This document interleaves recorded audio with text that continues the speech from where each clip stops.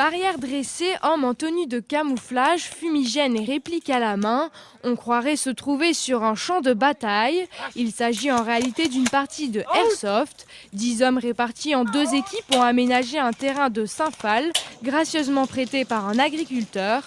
Ce sera leur terrain de jeu cet hiver, en attendant de pouvoir retourner jouer dans les bois après le passage des chasseurs. Je connaissais déjà un petit peu, c'est similaire au paintball, sauf que c'est des billes de plastique et les répliques sont plus réalistes. En fait. C'est se rapprocher du réalisme, des forces d'intervention de la police, c'est au niveau des répliques, les armes sont bien imitées et c'est vraiment plaisant à jouer. Regroupés au sein de l'association Black Eagle Team, ces fans de airsoft peuvent parfois jouer jusqu'à 24 heures d'affilée.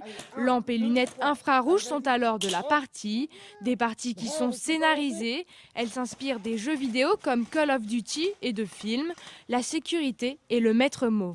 On est obligé de jouer avec de la sécurité, c'est primordial on va dire pour l'airsoft. Donc la principale c'est les lunettes, on va dire qu'on n'est pas obligé de porter comme le gilet ou le masque. C'est surtout les lunettes pour protéger les yeux. Après on peut porter plein de vêtements, hein, s'équiper, grosse doudoune ou n'importe. Après le casque comme moi j'ai, c'est surtout pour éviter d'en prendre plein la tronche. Parce que des billes dans les joues, dans le nez, dans les dents, ça claque. Ça peut casser des dents, péter des lèvres. Parce que moi j'ai eu les résultats d'avoir une lèvre explosée, le nez en sang. Donc c'est vrai qu'avoir un casque, c'est pratique, mais les lunettes, on va dire, sont primordiales. L'action, le réalisme, la convivialité et l'envie de se dépenser sont les principales motivations des participants. Chacun développe son équipement selon ses préférences personnelles.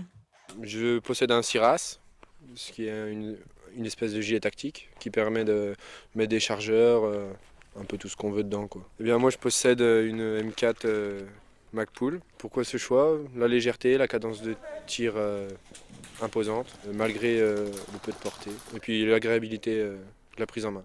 Jouer, c'est aussi un budget. Le prix des répliques varie de 100 à 600 € selon le modèle et son système de propulsion, électrique, au gaz ou au CO2. Il faut bien sûr se réapprovisionner en billets et investir dans ses équipements. Quant à se balader avec sa réplique chargée hors du terrain, n'y comptez pas, c'est interdit.